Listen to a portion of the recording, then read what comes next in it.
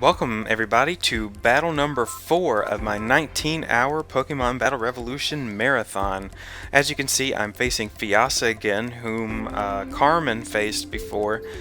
In the course of 3 days, I ended up recording a lot of battles, and I ended up facing a lot of the same people over and over and over again, which got a little boring, but fortunately this was only my second time facing Fiasa. I never kept the battles that I recorded after a few times, because by then it seemed a little unfair that I would have an advantage over someone else.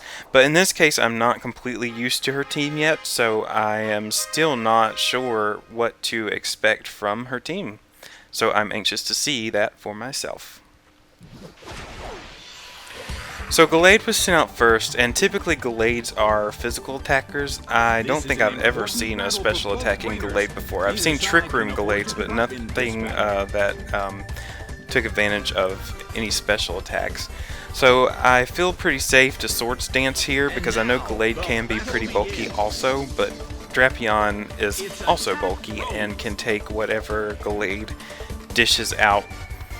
In this case, it's Drain Punch, and I'm thinking that this Gallade is more bulky than other Gallades, mostly because Drain Punch is used to stall out battles and recover health. It's often used with Bulk Up, but obviously she hasn't used Bulk Up yet. But I feel good about using that Swords Dance first turn, because if it won't take it out, it'll at least take Gallade down to really low HP. And of course, Drapion gets a critical hit. That's, in a way, I kind of feel like Gallade would have gone down anyway after that Swords Dance, but it's still really up in the air whether or not it would have happened. But here is Swellow again, and I am going to bring out the one Pokemon that I brought in anticipation of seeing Swellow, and that is Glalie. I pretty much use a similar strategy as I used before in this battle, but I think this is a pretty good strategy anyway when it comes to Swellow. Bring out the one that you are prepared to face Swellow while Swellow is trying to protect. It just works out better that way. Well, both corners still have a chance to win this. What kind of development? Glalie actually hasn't gotten to see a lot of action with this team, which is unfortunate. And when it does, it always uses Ice Shard or Explosion.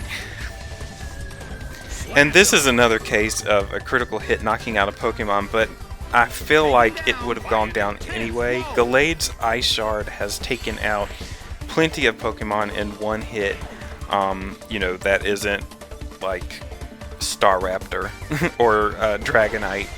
So I feel pretty good that it would have knocked Swellow out anyway. So now that Glalie is pretty much almost at full health and Raikou is out, I just feel like finishing this off with an explosion, because there really is nothing else that can hit Raikou really hard, or hard enough to knock it out.